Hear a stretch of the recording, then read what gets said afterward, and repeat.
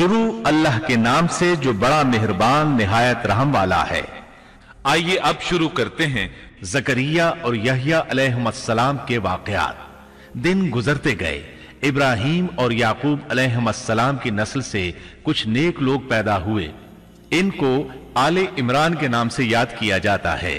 اللہ تعالیٰ سورہ آل عمران آیت 33 اور 34 میں فرماتے ہیں، اللہ نے آدم اور نوح اور خاندان ابراہیم اور خاندان عمران کو تمام جہان کے لوگوں میں سے منتخب فرمایا تھا، ان میں سے بعض کی اولاد تھے، اور اللہ سننے والا ہے، جاننے والا ہے۔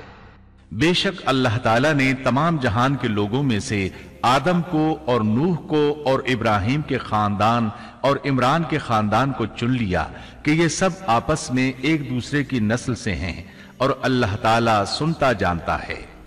جس عمران کا ذکر قرآن مجید نے کیا ہے یہ داؤد علیہ السلام کی اولاد سے ہیں۔ زکریا علیہ السلام کی بیوی، یحییٰ علیہ السلام کی والدہ عیشا اور مریم علیہ السلام کی والدہ حنا دونوں حقیقی بہنیں تھیں، اور زکریا علیہ السلام رشتے میں مریم علیہ السلام کے خالو تھے۔ اس طرح یحییٰ علیہ السلام اور مریم علیہ السلام آپس میں خالہ زاد ہیں۔ اللہ تعالیٰ نے اس دور کے کئی واقعات کی طرف اشارہ کیا ہے۔ سب سے پہلا تذکرہ مریم علیہ السلام کی پیدائش کا ہوا ہے۔ یہ واقعہ دمشق میں ہوا۔ زکریا بن دان سلیمان علیہ السلام کی اولاد میں سے تھے۔ دمشق میں زندگی گزار رہے تھے۔ عمر 100 سال سے زیادہ ہو چکی تھی۔ اس قصے کی ابتدا قرآن مجید نے عمران کی بیوی سے کی ہے۔ وہ مریم علیہ السلام کی ماں اور عیسیٰ ابن مریم کی نانی ہیں۔ بخاری، مسلم، ترمذی اور نسائی کی حدیث ہے، نبی کریم صلی اللہ علیہ وسلم نے فرمایا، اپنے زمانے میں مریم علیہ السلام سب سے افضل عورت تھیں، اور اس امت میں خدیجہ رضی اللہ عنہا سب سے افضل عورت ہیں۔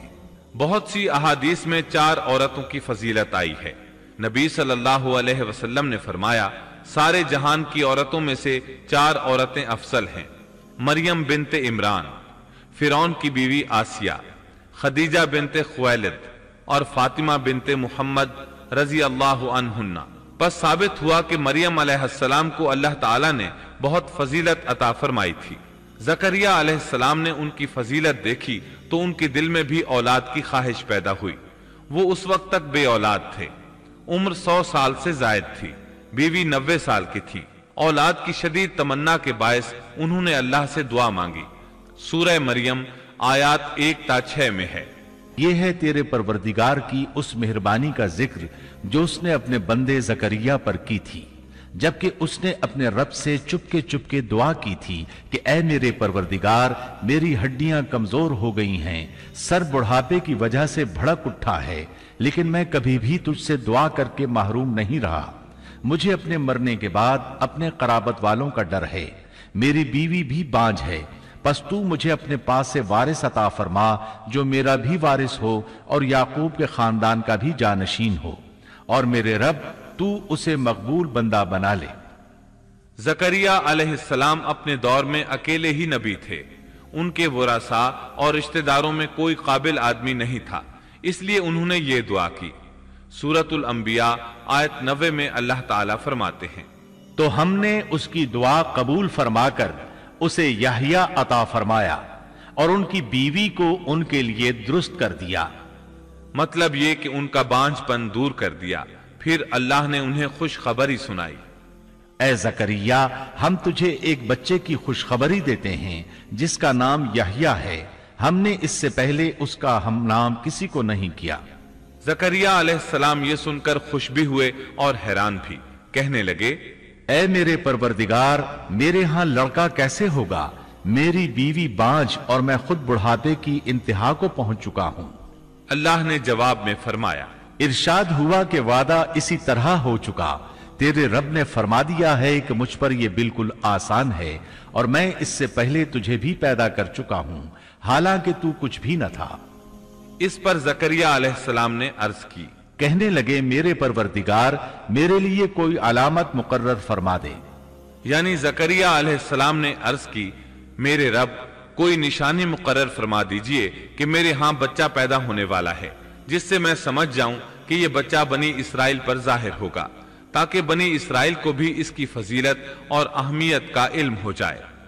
تب اللہ تعالیٰ نے فرمایا کہ تیرے لیے علامت یہ ہے کہ تو بھلا چنگا ہونے کے باوجود 3 راتوں تک کسی شخص سے بول نہیں سکے گا۔ چنانچہ جب وہ وقت آیا اور وہ کسی سے بات کرنا چاہتے تو کر نہیں سکتے تھے، البتہ اپنے ذکر میں صبح شام مصروف رہتے، اور یہ نشانی تھی اس بات کی کہ ان کے ہاں بچہ پیدا ہونے والا ہے۔ اللہ تعالیٰ سورہ مریم آیت 11 میں فرماتے ہیں، اب زکریا اپنے حجرے سے نکل کر اپنی قوم کے پاس آ کر انہیں اشارہ کرتے ہیں کہ تم صبح و شام اللہ کی تسبیح بیان کرو۔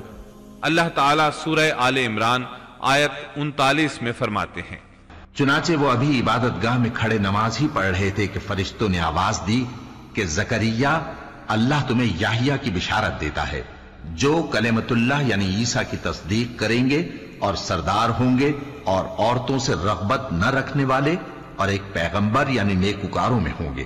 بس فرشتوں نے اسے آواز دی جبکہ وہ حجرے میں کھڑے نماز پڑھ رہے تھے کہ اللہ تعالیٰ تجھے یحییٰ کی یقینی خوشخبری دیتا ہے، جو اللہ تعالیٰ کے کلمے کی تصدیق کرنے والا سردار، ضابط نفس اور نبی ہے نیک لوگوں میں سے۔ انسان کتنے ہی بلند و بالا مقام پر پہنچ جائے اور اللہ تعالیٰ کے ساتھ اسے زیادہ سے زیادہ قرب حاصل ہو جائے، تب بھی وہ اللہ کا بندہ ہی رہتا ہے، اور کسی بھی بلندی پر پہنچ کر وہ اللہ یا اللہ کا بیٹا نہیں ہو سکتا، اللہ کا شریک نہیں ہو سکتا۔ اللہ جل شانہ کی ذات پاک وحدہ لا شریک ہے اور باپ بیٹے کی نسبتوں سے پاک ہے، لہذا انسان کی سب سے بڑی گمراہی یہ ہے کہ وہ جب کسی برگزیدہ انسان سے ایسے امور صادر ہوتے دیکھتا ہے جو عقل میں نہیں آتے تو رعب یا عقیدت کی بنا پر پکار اٹھتا ہے کہ یہ ہستی تو خود اللہ ہے جو انسانی شکل میں آئی ہے، یا اس کا بیٹا ہے، یا اللہ تعالیٰ کی شریک ہے۔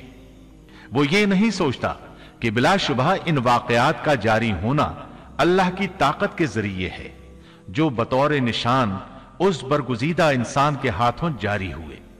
اس کے باوجود یہ نہ اللہ ہے نہ اللہ کا بیٹا، بلکہ اس کا ایک پسندیدہ بندہ ہے، اور یہ امور اللہ تعالیٰ کے خاص قوانین کے تحت صرف اس کی تائید اور اس کی صداقت کے لیے ظاہر ہوتے ہیں، ورنہ وہ بھی اللہ تعالیٰ کے آگے اسی طرح مجبور ہے جس طرح دوسری مخلوق۔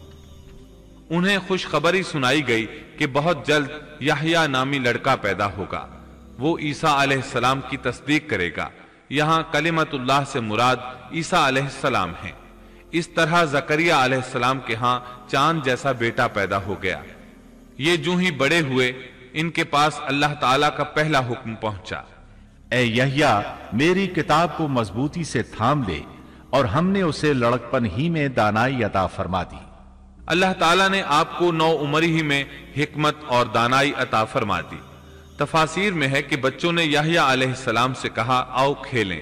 انہوں نے کہا، ہم کھیل کود کے لیے پیدا نہیں کیے گئے، اور اس وقت ان کی عمر صرف 5 سال تھی۔ اللہ تعالیٰ سورہ مریم آیت 13 تا 15 میں ان کے اوصاف بیان فرماتے ہیں، اور ہم نے انہیں اپنے پاس سے شفقت اور پاکیزگی بھی عطا فرمائی، اور وہ پرہیزگار شخص تھا اور اپنے ماں باپ سے نیک سلوک کرنے والا تھا، وہ سرکش اور گناہگار نہ تھا۔ اس پر سلام ہے جس دن وہ پیدا ہوا اور جس دن وہ فوت ہوا اور جس دن وہ زندہ کر کے اٹھایا جائے گا۔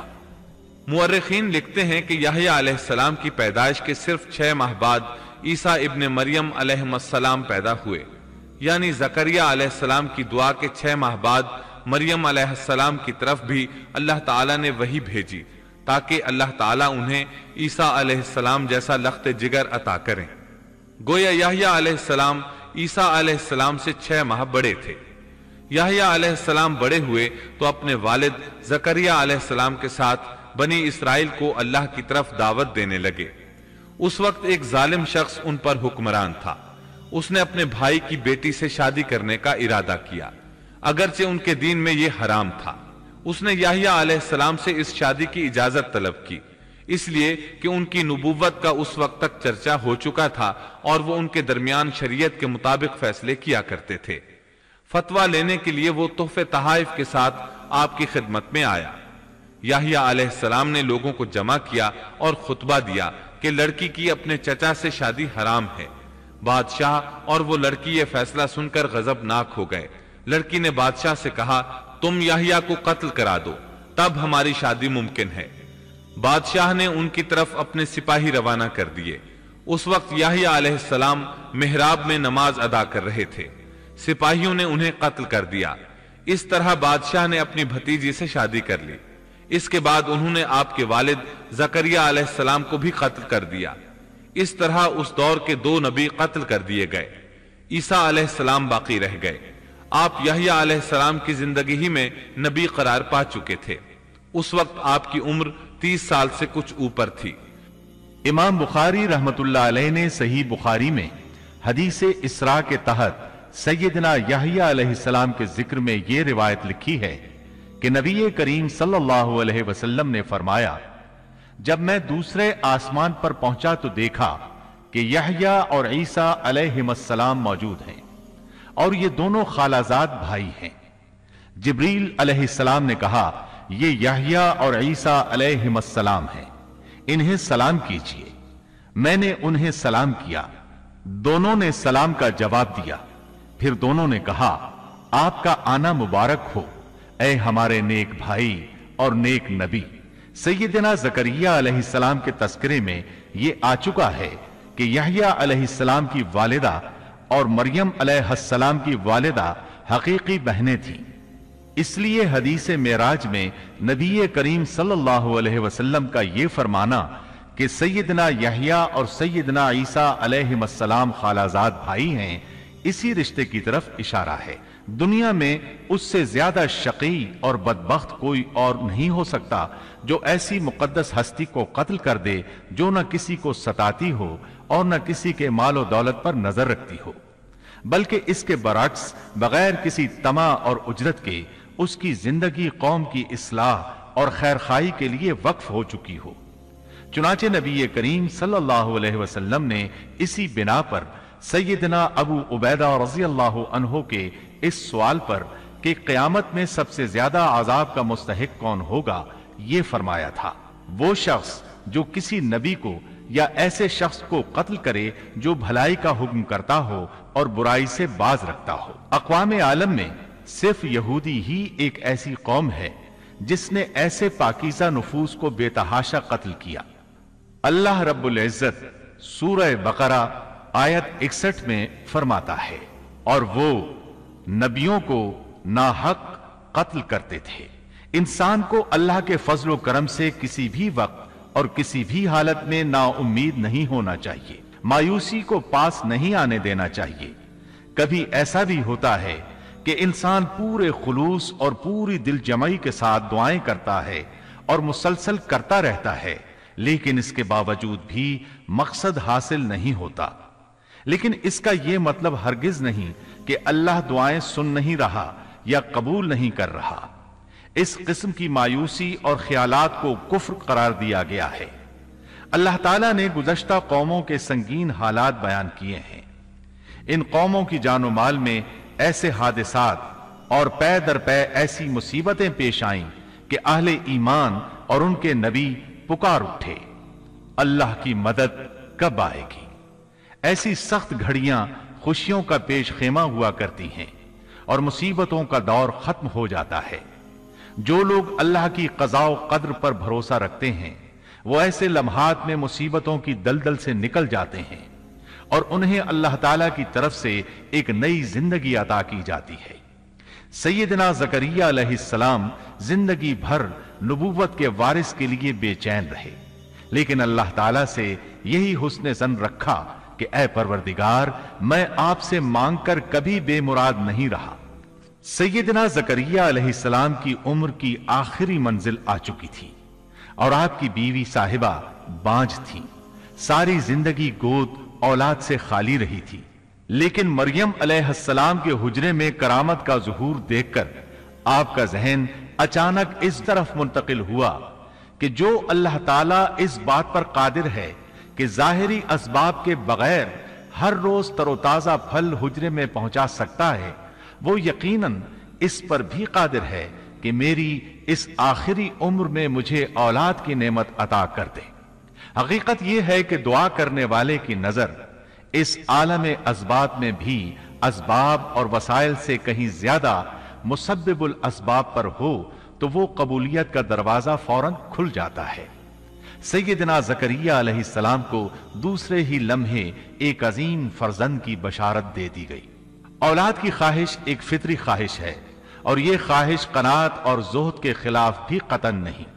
قرآن کریم نے انبیاء کی زبان سے اس قسم کی دعائیں اور پکار ذکر کر کے یہ حقیقت واضح کر دی کہ انبیاء اور رسل جو زہد اور قناعت کے مینار ہوتے ہیں، اس دواجی زندگی سے بری نہیں ہیں۔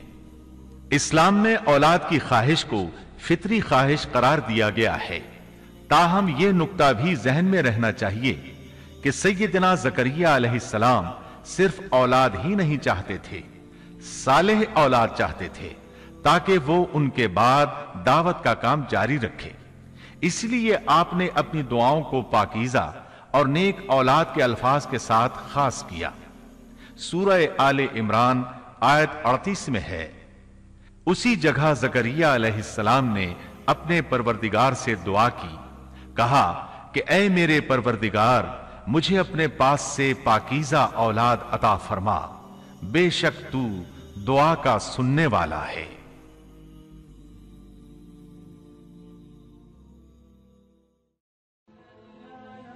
Thanks for watching. Don't forget to like, comment, share and subscribe to